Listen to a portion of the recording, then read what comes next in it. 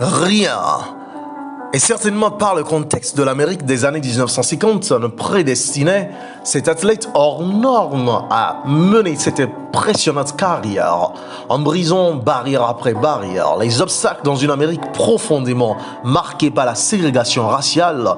Cette tenniswoman a ouvert la voie à de nombreux champions afro-américains avant de tomber dans l'oubli. De qui s'agit-il?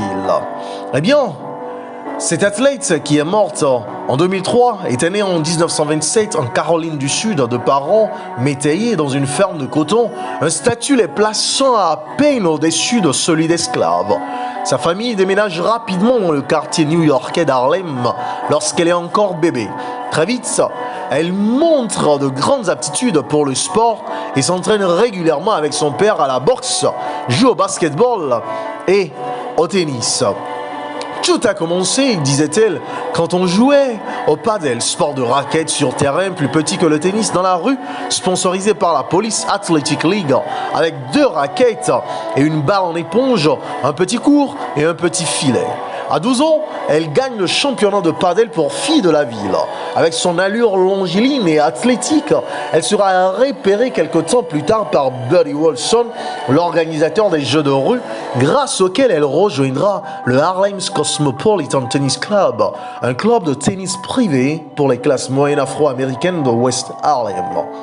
Dr. Hubert Eaton et Dr. Robert Johnson, 2 éminents militants pour les droits civiques, la repèrent lors de la compétition nationale de tennis réservée aux Noirs.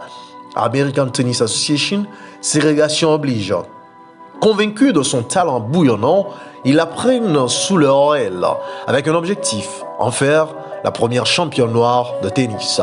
Entre 1947 et 1956, elle gagnera 10 de ces compétitions réservées aux Noirs, mais elle reste longtemps interdite de jouer avec des Blancs au tournoi de Forest Hills. Sous la supervision de ses protecteurs, elle envoie tout de même des candidatures qui seront toutes rejetées ou perdues. Tout bascule en 1950 lorsque Alice Marble, 18 grands chelems au compteur, décide de prendre parti et envoie une lettre à l'American Lawn Tennis Magazine. Une lettre au vitriol qui aura pour conséquence un mois plus tard l'entrée de Gibson au championnat national de Forest Hills. À l'été 1950, elle y dispute son premier match contre la favorite Louise Breaux, une blonde californienne qui règne alors sans partage sur le tournoi de Wimbledon. Sur les insultes racistes qui tombent des tribunes, elle mène 1-6, 6-3, 7-6 avant que le match soit interrompu par un violent orage. Elle perdra finalement le match le lendemain, mais sa carrière est lancée. Celle que l'on a surnommée la Jackie Robinson du tennis, bien qu'elle n'aimait pas ce titre et refusait d'être perçue comme une représentante des Noirs, cumulera 11 titres du Grand Chelem et devint une inspiration pour des générations de joueuses. En 2016, 60 ans après sa première victoire au Grand Chelem, Serena Williams, qui fut la première afro-américaine depuis Gibson à remporter un tournoi du Grand Chelem à l'US Open en 1999, rendit hommage à son aîné à Roland Garros. Althea m'a donné du bonheur et la fierté d'être noire. Elle a été la pionnière pour tout le tennis, pas seulement le tennis féminin. Eh bien, c'est surtout cette occultation qui fera qu'en moins d'un siècle, oh chers amis, chers abonnés, cet oubli qui a été réparé prendra forme le lundi 26 août de 2019 pour l'ouverture du tournoi de l'US Open, 60 ans après les exploits d'Althea, avec l'inauguration d'une statue à son effigie au Centre national de tennis Billie Jean King, devant le stade Arthur Ashe dans le Queens à New York.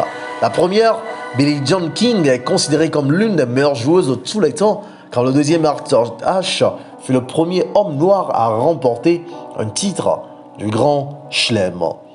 Quelques chiffres permettant de mesurer l'importance d'Althea Gibson dans l'histoire du jeu et de la lutte pour l'égalité dans le sport. 12 ans avant Arthur Ashe et plus de 4 décennies avant l'avènement des sœurs Williams, Gibson fut la première noire à remporter un titre de Grand Chelem à Roland-Garros en 1956, puis à Wimbledon et aux internationaux des États-Unis à Forest Hills, l'ancêtre de l'US Open l'année suivante. Elle réalise ainsi une première historique en soulevant à 30 ans le trophée sur le gazon londonien que la reine d'Angleterre Elisabeth II elle-même, assistant à sa première compétition, lui remettra en personne. Eh bien, la Bible aussi nous parle d'une figure emblématique dans le livre de Ruth. Une femme qui a survécu à des expériences de perte et de rédemption. Bien que le terme secret puisse être interprété de manière subjective, chers amis, je peux vous donner, à travers ces histoires, 10 secrets pour une vie réussie. D'abord, vous devez savoir comment exercer une gestion de la perte avec foi. Naomi a fait face à la perte de son mari et de ses fils avec foi. Dans Ruth chapitre 1, versets 20 à 21, nous pouvons tirer le principe suivant. En cas de perte, cultivez une foi profonde qui vous donne la force de surmonter les défis. La deuxième clé, c'est le soutien émotionnel dans l'adversité. Vous savez, Naomi a trouvé un soutien émotionnel dans la compagnie de sa belle-fille Ruth. Nous trouvons cela dans Ruth chapitre 1, versets 16 à 17. Et le principe que nous pouvons y tirer, c'est que vous devez chercher un soutien émotionnel. Le soutien de ceux qui vous entourent dans les moments difficiles est très crucial. Comme troisième clé pour la réussite, c'est la réorientation après les revers. Vous savez, Naomi a entrepris un voyage de réorientation après sa perte, selon Ruth chapitre 1, verset 6 à 7. Eh bien, chers amis, soyez prêts à vous réorienter après les revers. Cherchez de nouvelles opportunités et allez dans de nouvelles directions. Le troisième secret, c'est l'accueil du changement avec résilience. Naomi, selon Ruth chapitre 1, verset 21, a accepté les changements dans sa vie avec résilience. Et ainsi, vous pouvez développer la résilience pour accepter et naviguer avec succès à travers les changements inévitables. La cinquième clé pour réussir, c'est la reconnaissance de la bonté des autres. Dans Ruth chapitre 2, verset 19 à 20, nous voyons que Naomi a reconnu la bonté de Boaz envers Ruth. Ainsi, chers abonnés, soyez reconnaissants envers ceux qui font preuve de bonté envers vous et exprimez votre gratitude pour ces personnes. Comme sixième clé, nous pouvons souligner le mentorat intergénérationnel. Vous savez, dans Ruth, chapitre 3, versets 1 à 4, nous voyons que Naomi a joué un rôle de mentor pour Ruth. Eh bien, chers amis, impliquez-vous dans des relations intergénérationnelles, partageant sagesse et expérience. Prenez quelqu'un sous vos ailes. Inspirez des gens pour qu'ils puissent aussi puiser force et courage dans votre détermination. Comme septième clé, vous devez avoir une planification stratégique pour l'avenir. Vous savez, dans Ruth chapitre 3, versets 1 à 4, nous voyons que Naomi a élaboré un plan stratégique pour assurer l'avenir de Ruth. Eh bien, chers abonnés, élaborez des plans stratégiques pour votre avenir en tenant compte des opportunités et des défis. Comme huitième clé, vous pouvez tirer la cultivation de relations familiales ou de relations capitales. Naomi a cherché à préserver des liens familiaux selon Ruth chapitre 1, versets 8 à 9. Chers abonnés, cultivez des relations solides, que ce soit au niveau de votre famille, que ce soit au niveau de votre emploi, de vos études, pour vos affaires, et cherchez à préserver les liens avec vos proches. Eh bien, comme neuvième clé, c'est l'optimisme dans l'adversité. Selon Ruth chapitre 4, versets 14 à 15, Naomi a retrouvé l'espoir dans la naissance d'un enfant. Eh bien, chers amis, cultivez un esprit optimiste même dans l'adversité.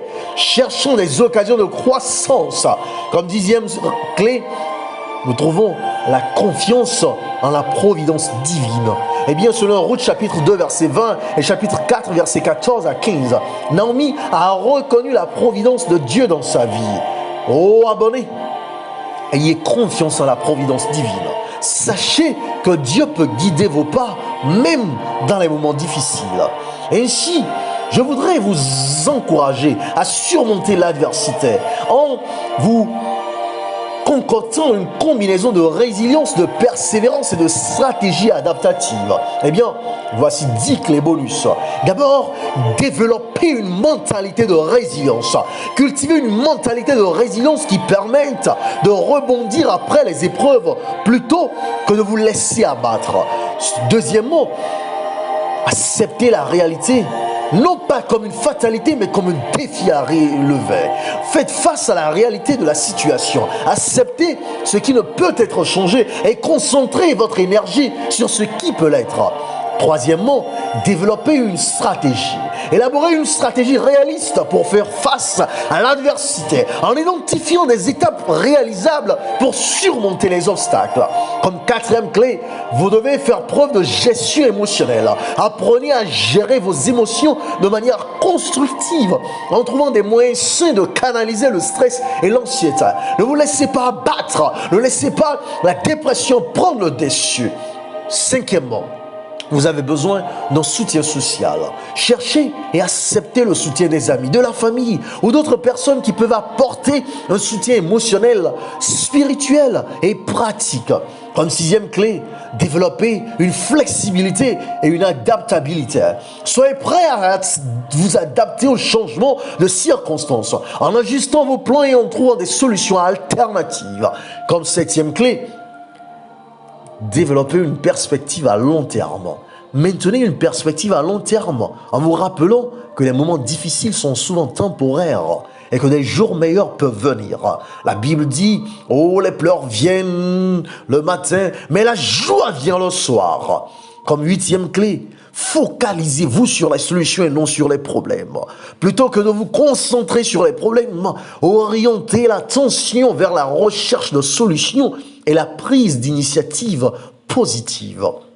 Comme avant-dernière clé, vous devez apprendre de votre expérience. Tirez des leçons des épreuves passées. Utilisez les expériences difficiles comme des occasions d'apprentissage et de croissance. Et comme dixième clé, maintenez un objectif clair. Gardez un objectif clair en tête. Concentrez-vous sur ce qui est important pour maintenir la motivation et la direction. Chers amis, je ne vous souhaite que le meilleur.